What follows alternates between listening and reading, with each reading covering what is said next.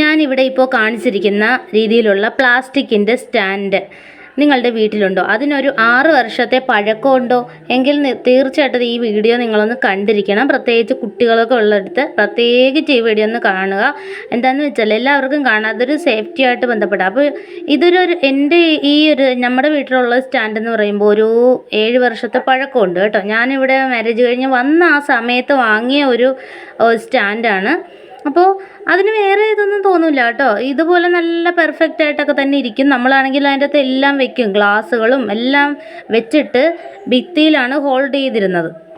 അപ്പോൾ കുട്ടികൾക്കൊക്കെ ഏറ്റവും താഴത്തെ തട്ട് മാത്രമേ എൻ്റെ മോൾക്കൊക്കെ എത്തുള്ളൂ കേട്ടോ. അതിൻ്റെ മുകളിലോട്ടൊക്കെ അവൾ എത്തി വലിഞ്ഞൊക്കെ ചിലപ്പോൾ സാധനങ്ങളൊക്കെ വലിക്കാറുണ്ട്. അപ്പോൾ ഞാൻ പറയുകയും ചെയ്യും, അത് ആണി ഇളകി വീഴും, അങ്ങനെ ചെയ്യല്ലേ എന്ന് പറയുകയും ചെയ്യും. പക്ഷേ ഇതിവിടെ ആണി ഇളകി വീഴുകയല്ല സംഭവിച്ചത്. അതിനേക്കാളും ഡേഞ്ചറായിട്ടുള്ളൊരു കാര്യമാണ് ആണിയുടെ ആ ഹോൾഡറിനും സംഭവിച്ചിട്ടുള്ളൊരു കാര്യമാണ്.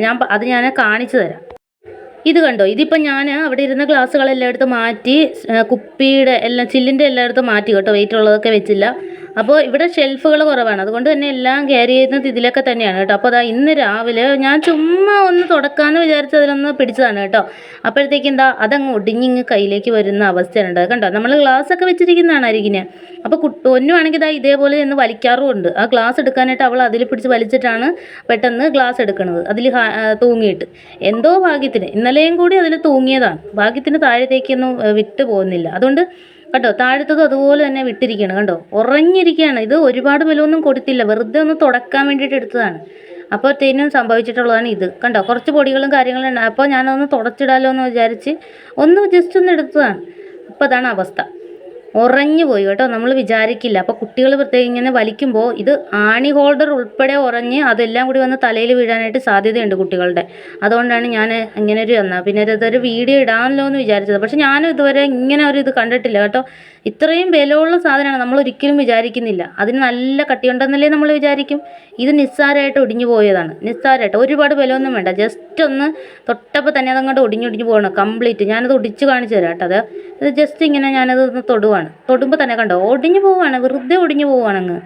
ശരിക്കും എനിക്ക് അത് അത്ര ബലമുണ്ടെന്നല്ലേ കണ്ടാൽ അത് ഒടിയുമെന്ന് തോന്നും, അത് വളയും എന്നല്ലേ നമ്മൾ വിചാരിക്കും. പക്ഷേ ഇത് വളയുമല്ല, നല്ലവണ്ണം ഉറഞ്ഞു അത് ഒടിയുകയാണ് ചെയ്യുന്നത്. പടപടപടേന്ന് ഒടിയുന്നുണ്ട്, നിസ്സാരം പോലെ. അപ്പം ഞാനത് ചെറുതായിട്ട് താഴത്തെ ആ ഹോൾഡറൊക്കെ ഒന്ന് തൊട്ട് നോക്കിയപ്പോൾ എല്ലാം അതുപോലെ തന്നെ ഒടിഞ്ഞിരിക്കുകയാണ്. ഇനി അത് കംപ്ലീറ്റ് മാറ്റണം. ഞാൻ അതുകൊണ്ട് അതിൻ്റെ അകത്തുനിന്ന് വെയിറ്റുള്ള പാത്രങ്ങളെല്ലാം എടുത്ത് മാറ്റി. പൊന്നും ഇനി പിടിക്കില്ല, എന്തായാലും പറഞ്ഞതുകൊണ്ട് ഇനി പിടിക്കില്ല. അതുകൊണ്ട് ഞാൻ അത് അവിടെ അങ്ങനെ ഇരിക്കുന്നത്, അതിനി മാറ്റണം, അഴിച്ചു മാറ്റണം. നമ്മളിന്ന് രാവിലെ നോക്കിയപ്പോൾ കാര്യമൊക്കെ സംഭവിച്ചതാണിത്. അപ്പോൾ എല്ലാം കൂടി ആ ഹോൾഡറും ആണി വെച്ചിരിക്കുന്ന ആ ഒരു ഹോളെല്ലാം ഉറഞ്ഞു കാണും. ഇതുപോലെ വലിക്കുമ്പോൾ തലയിൽ വന്ന് വീഴാനും സാധ്യതയുണ്ട്, താഴെ കുട്ടികളൊക്കെ നിൽക്കുമ്പോഴേ.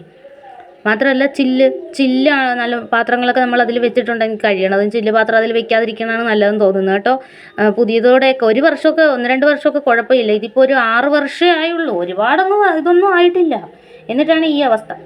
അപ്പോൾ എല്ലാവരും ഒന്ന് ശ്രദ്ധിക്കാൻ വേണ്ടിയിട്ടാണ് കേട്ടോ അപ്പോൾ ഈ ഒരു വീഡിയോ ഇട്ടത്. വീഡിയോ ലൈക്ക് ചെയ്ത് സപ്പോർട്ട് തരാൻ മറക്കല്ലേ ഫ്രണ്ട്സ്. താങ്ക്